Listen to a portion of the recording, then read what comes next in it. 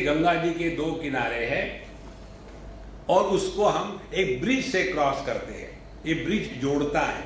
इसी प्रकार से हम अपने को देह मान करके सुखी दुखी हो रहे हैं और परमात्मा सच्चिदानंद आनंद की पराकाष्ठा।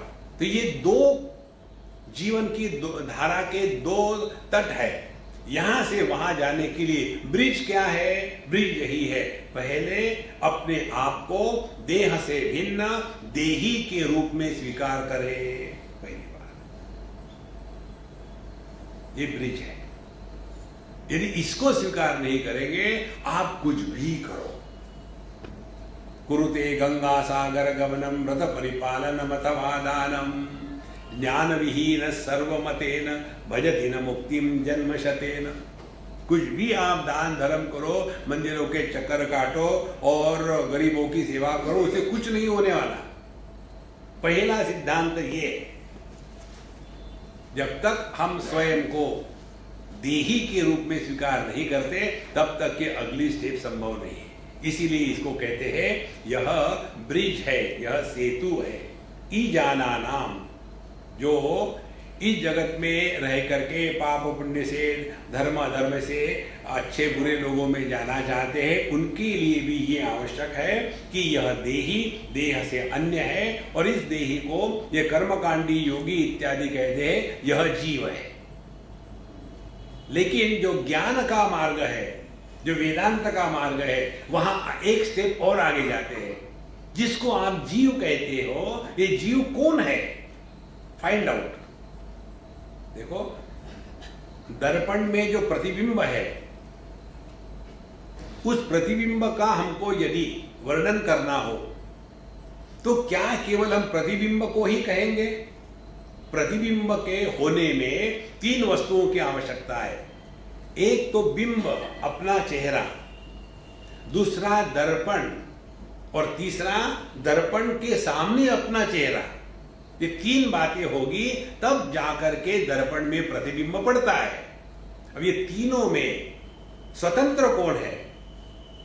यदि दर्पण निकाल दिया जाए तो प्रतिबिंब रहेगा क्या? नहीं। लेकिन मुख तो रहेगा ना, मुख थोड़ी कहीं चले जाता है। तो सत्य क्या है? प्रतिबिंब में जो बिंब है वो सत्य है। इसी प्रकार से परमात्मा का अंतःकरण के उपाधि में जो दर्पण तुल्य है, इसमें जो प्रतिबिंब है चिदाभास के रूप में, इसको जीव कहते हैं। तो जीव का तात्पर्य परमात्मा प्लस अंतःकरण प्लस अंतःकरण में परमात्मा का प्रतिबिंब, इन तीनों को मिलाकर के जीव होता है। और इन तीनों में से परमात्मा सत्य है, ना तो अंतःकरण है, ना तो उसमें पड़ने वाला परमात्मा का प्रतिबिंब है। देखो महाराज,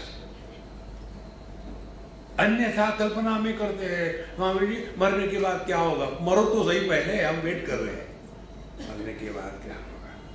ना तो आज तक किसी ने अपनी मृत्यु का अनुभव किया है। देखो,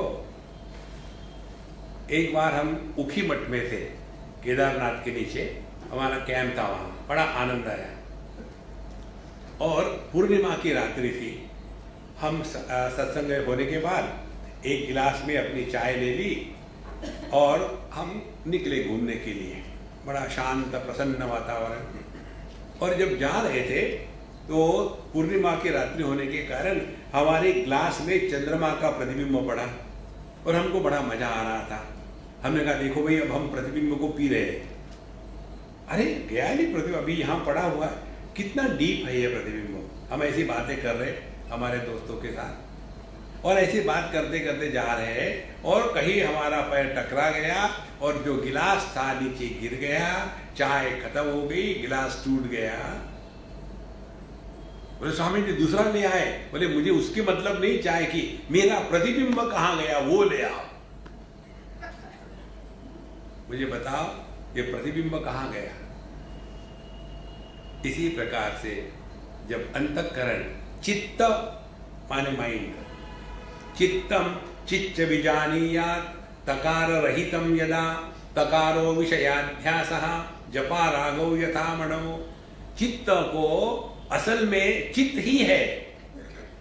यदि अपने चित्त में से ऑब्जेक्टिविटी अन्यत्र इसको निकाल देवे तो वह चैतन्य मात्र है। देखो, इसीलिए बड़ी से बड़ी साधना यही है, यदा सर्वे प्रमुच्यन्ते कामायस्य वृद्धिश्रिताः। कामना रहित अंतःकरण को चैतन्य कहते हैं, कामना युक्त चैतन्य को अंतःकरण कहते हैं। देखो, तो चैतन्य कोई अलग नहीं है हमसे, हम ही चैतन्य है, लेकिन हमारा ध्यान अभी अपने तरफ नहीं है, उसमें जो प्रतिबिंब है वही हम भटक रहे हैं। इसलिए अभयम तितिर्षदाम पारम नाचिकेतम शकेमहि, और जो इस सापेक्षता के जगत के भय से निवृत्त होना चाहते हैं उनके लिए भी यही सिद्धांत एक सेतु के जैसा है। तो चाहे आपको मृत्यु के भय से छुटकारा पाना है, अच्छे कर्म करो स्वर्ग में जाओ, उनके लिए यही आवश्यक है, और जो अपने स्वरूप में निष्ठावान होकर के रहना चाहते हैं उनके लिए भी यही सिद्धांत आवश्यक है।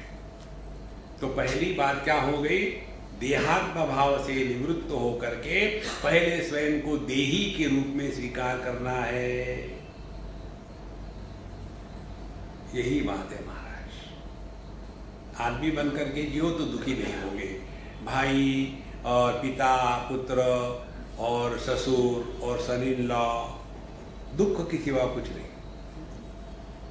और ये कहा जाते हैं, देखो मेरी पत्नी मर गई तो मैं जो पति था वो कहां गया, उसका कोई दाह संस्कार हुआ, कहां गया, कहां वो जाएगा तब ना जब हो। देखो, जैसे कल हमने आपको उदाहरण दिया था लुंगी पर की सलवटे, जब हम इस्त्री करते हैं तो सलवटे कहां गई, माने यह केवल प्रतीति है, वास्तविकता नहीं है। देखो संतो, जितना इसका सूक्ष्मता से चिंतन होगा ना तो इस दुनिया में कुछ राम नहीं रखा है। फिर जीवन में आनंद स्फुटित होने लग जाता है। फिर हम जो भी करते हैं वो आनंद को प्राप्त करने के लिए नहीं, फिर जो भी होता है उसमें आनंद प्रकट होता है। जब आनंद प्रकट होने लग जाता है तब उसको जीवन मुक्त कहते हैं, और जब आनंद के प्राप्ति के लिए हम परेशान होते हैं तब उसको गृहस्थ कहते हैं।